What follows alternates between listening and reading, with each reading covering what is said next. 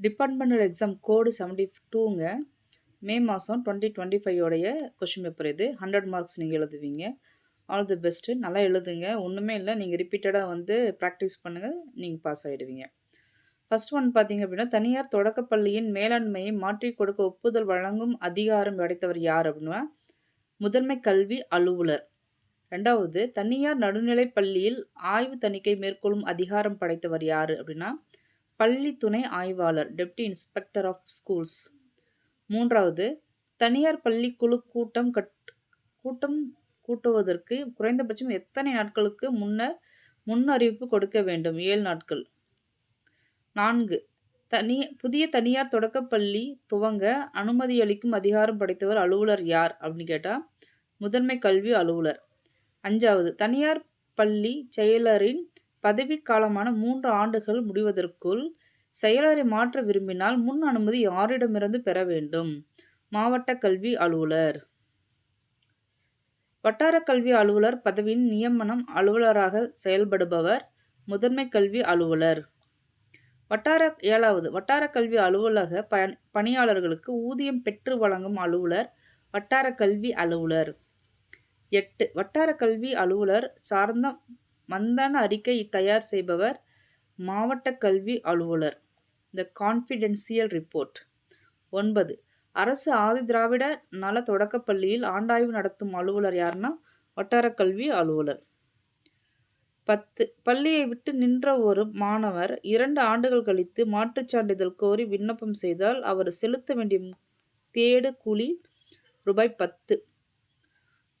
11, ஊராட்சி ஒன்றிய நடுநிலைப் பள்ளியில் பணிபுரியும் இடைநிலை ஆசிரியருக்கு பொது வருங்கால வைப்பு நிதியிலிருந்து பகுதி இறுதி தொகை அனுமதிக்கும் அலுவலர் யார் அப்படின்னு கேட்டால் வட்டார கல்வி அலுவலர்.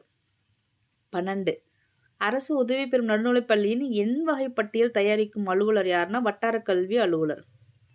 13, பின்வரும் எவ்வகையில் சேர்க்கை பெற்ற மாணவர் விவரம் ஆ பதிவேட்டில் பராமரிக்கப்படுகிறது?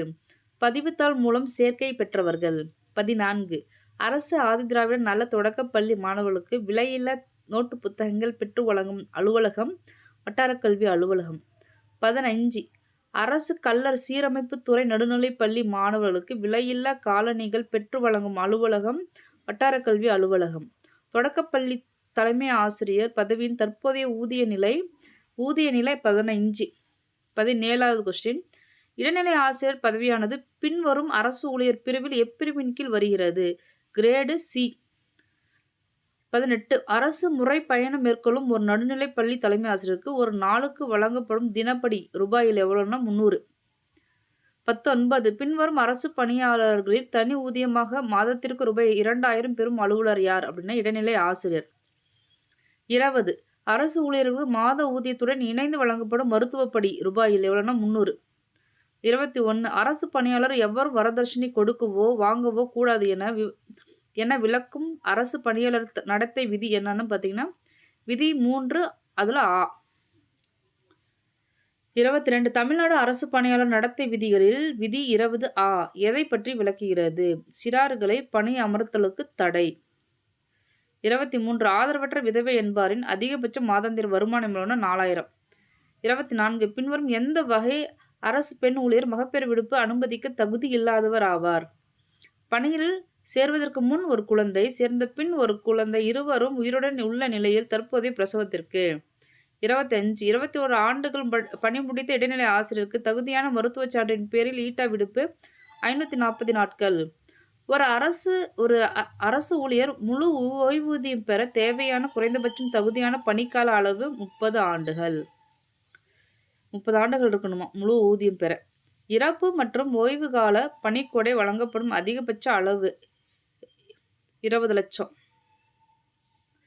அரசு ஊழியரின் குடும்பத்திற்கு வழங்கப்படும் இயல்பான குடும்ப ஓய்வூதிய அளவு கடைசி மாத ஊதியத்தில் 30%.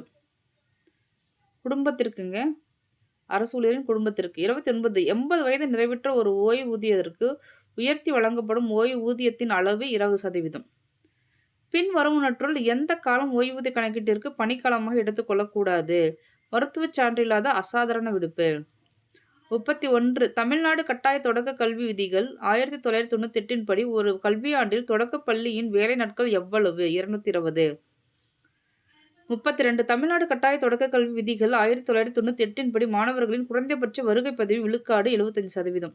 33 தொடக்கப்பள்ளியில் காலை வேளையில் ஒரு பாட வேளையின் நேர அளவு 45 நிமிடங்கள். 34 பள்ளி வயது என்பது குழந்தையானது டேஸ் வயதை எட்டியவுடன் துவங்கிறது. 6 தொடக்கப்பள்ளியில் ஒரு நாளில் நடைபெறும் மொத்த பாட வேலை 7. 36 தொடக்கப்பள்ளி மாணவர்களுக்கு பிற்பகல் இடைவேளையின் கால அளவு 10 நிமிடங்கள். 37 தமிழ்நாடு கட்டாய தொடக்க கல்வி சட்டம் 1994 படி கல்வி ஆண்டு தொடங்கும் நாள் ஜூன் 1 தேதி. அதாவது பார்த்தீங்கன்னா அதில் கட்டாய தொடக்க கல்வி சட்டம் 1994. பின்வருவர்களுள் பெற்றோர் என கருதப்படாதவர் யார் அப்படின்னா கிராண்ட்ஃபாதர்.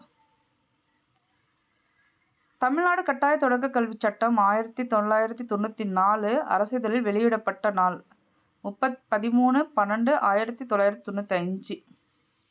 மேலே 1995 கொஞ்சம் தப்பாக படிச்சிருப்பேன், கொஞ்சம் பார்த்துக்குங்க. 40 தமிழ்நாடு கட்டாய தொடக்க கல்வி சட்டம் 1994 படி பள்ளி வயது குழந்தையை பள்ளியில் சேர்க்காத பெற்றோருக்கு அதிகபட்சம் தண்டனை தொகை ரூபாய் 100. அவ்வளோதானா? 100 தாங்க, பார்த்துக்குங்க.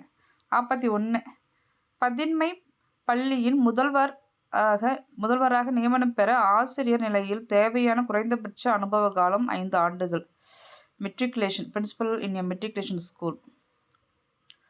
42 பின்வரும் கல்வி தகுதி கொடை எந்த படிநாடுனர் பதின்ம பள்ளியின் பட்டதாரி ஆசிரியர் பதவிக்கு தகுதி அற்றவர் ஆவார்? MSc. Which of the following qualified job seeker is not eligible to appoint as Bachelor of Teaching Assistant in a Matriculation School? அது பார்த்தீங்க அப்படின்னா MSc.